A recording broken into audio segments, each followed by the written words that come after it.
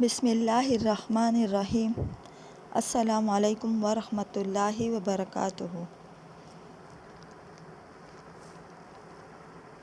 جبریل علیہ السلام کا نبی صلی اللہ علیہ وآلہ وسلم سے ایمان، اسلام، احسان اور علم قیامت کی بابت پوچھنا اور نبی صلی اللہ علیہ وآلہ وسلم کا ان سے بیان کرنا۔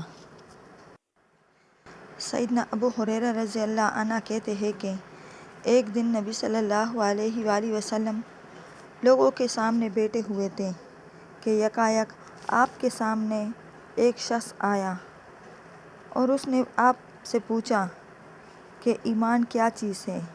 تو آپ صلی اللہ علیہ وآلہ وسلم نے فرمایا کہ ایمان یہ ہے کہ تم اللہ پر اور اس کے فرشتوں پر اور اس کی کتاب پر اور آخرت میں اللہ سے ملنے پر اور اللہ تعالیٰ کے پیغمبروں پر ایمان لاؤ اور قیامت کا یقین کرو۔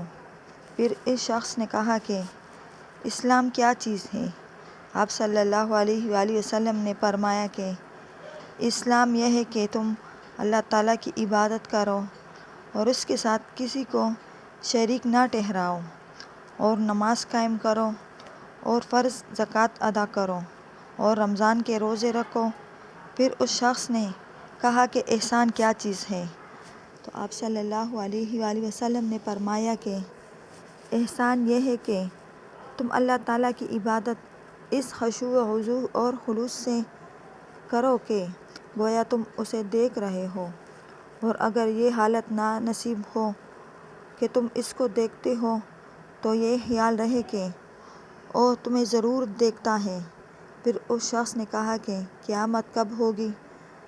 تو اس کے جواب میں آپ صلی اللہ علیہ وآلہ وسلم نے فرمایا کہ جس سے یہ بات پوچھی جا رہی ہے وہ خود بھی سائل سے زیادہ اس کو نہیں جانتا، بلکہ ناواقفی میں دونوں برابر ہیں۔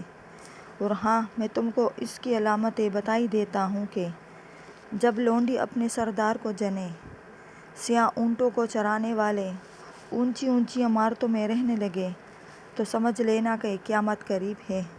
اور قیامت کا علم تو ان 5 چیزوں میں سے ہے کہ جن کو اللہ تعالیٰ کے سوا کوئی نہیں جانتا۔ پھر نبی صلی اللہ علیہ وآلہ وسلم نے کہا، بے شک اللہ تعالیٰ ہی کے پاس قیامت کا علم ہے۔ اس کے بعد وہ شخص چلا گیا تو آپ صلی اللہ علیہ وآلہ وسلم نے صحابہ کرام رضی اللہ عنہ سے فرمایا کہ اس کو میرے پاس واپس لاؤ۔ چنانچہ لوگ اس کے واپس لانے کو گئے مگر وہاں کسی کو نہ دیکھا تو آپ صلی اللہ علیہ وآلہ وسلم نے فرمایا کہ یہ جبریل علیہ السلام تھے، لوگوں کو ان کے دین کی تعلیم دینے آئے تھے۔ اللہ تعالیٰ ہمیں اور آپ سب مسلمانوں کو سیدھے راستے پر چلنے کی توفیق عطا فرمائے اور ہم سب مسلمانوں پر رحم فرمائے، آمین۔